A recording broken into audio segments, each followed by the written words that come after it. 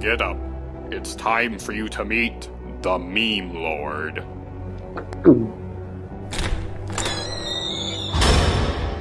Behold, the Lord of the Memes! Harambe, you're the Meme Lord? Indeed, I am Harambe, the ruler of all memes. But I wasn't always like this, you see. I was an ordinary gorilla once, long ago. I was born May 27th, 1999 at the Gladys Porter Zoo in Brownsville, Texas, where I lived with my mother Kayla and my brother Makoko. Sadly, both of them were killed in a chlorine gas leak when I was only 3 years old, and I grew up motherless for the next 12 years. In 2014, my keepers decided I needed companionship. I was shipped to the Cincinnati Zoo, where I lived with my new female companions, Chewie and Mara. The keepers hoped I would learn to breed with them, so that one day I might start a family of my own, but I would never get the chance.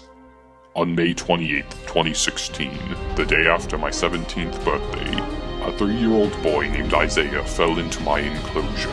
Curious, I approached him. I thought he seemed harmless, but I was wrong.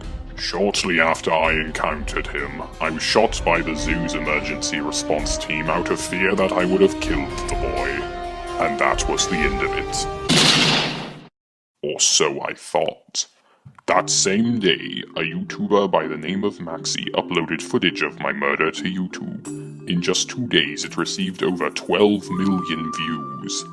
For some reason, people were very invested in this incident, but it didn't stop there.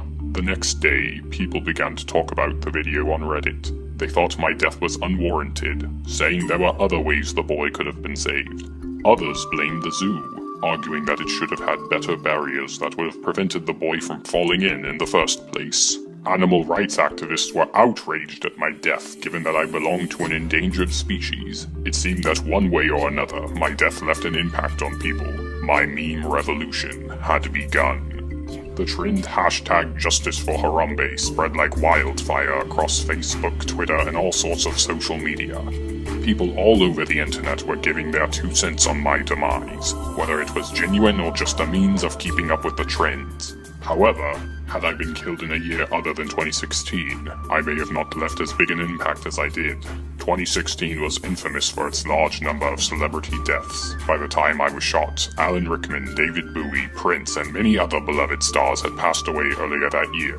In keeping with the trends, I was included among the list of celebrities that lost their lives to that cruel year.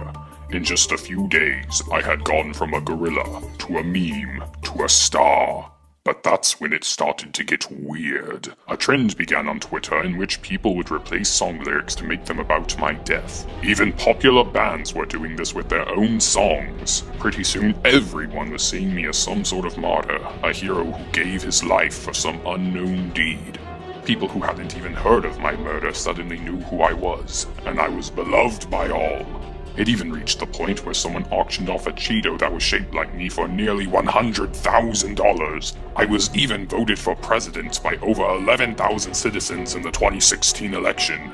So even though my body was killed, I still lived on as a celebrity, a presidential candidate, a Cheeto, a hero, and most importantly, a meme!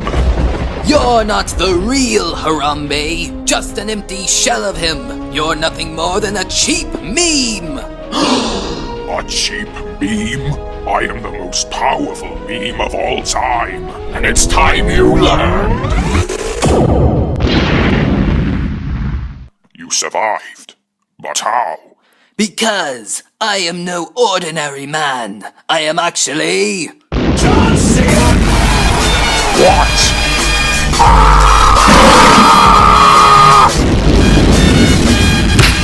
Attack my meme army!